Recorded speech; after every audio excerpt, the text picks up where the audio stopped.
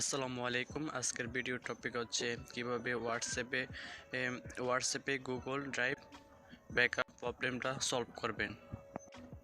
প্রথমে আমাদেরকে WhatsApp open করে নিতে হবে।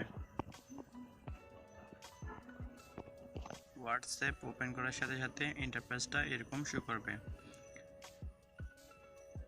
এই প্রবলেমটা হচ্ছে গুগল ড্রাইভ ব্যাকআপ প্রবলেম।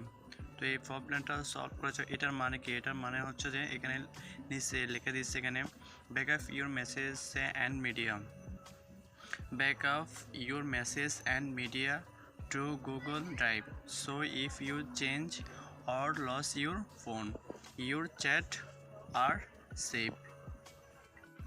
এটার মানে হচ্ছে আপনি হোয়াটসঅ্যাপে যে চ্যাট করেন এবং ভিডিও, অডিও, ইমেজ এটা শেয়ার করেন, এটা পরবর্তীতে সেভ করার জন্য আপনার গুগল ড্রাইভে সেভ করার জন্য আপনার কাছে পারমিশন চাচ্ছে।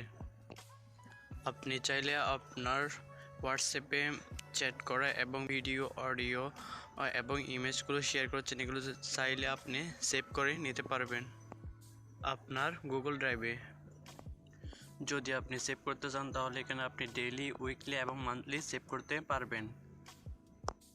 ডেইলি, উইকলি, মান্থলি যে কোনো একটা সিলেক্ট করবেন। সিলেক্ট করার পর আপনাকে একটা ইমেল অ্যাকাউন্ট অ্যাড করতে বলবে, একটা জিমেল অ্যাকাউন্ট অ্যাড করে দিবেন। যদি আপনি গুগল ড্রাইভ ব্যাকআপ অ্যাড করতে না চান তাহলে আপনাকে নেভারে ক্লিক করতে হবে। নেভারে ক্লিক করার পর ডান করে দিবেন। ডান করার সাথে সাথে আপনার গুগল ড্রাইভ ব্যাকআপ এটা প্রবলেমটা সলভ হয়ে যাবে।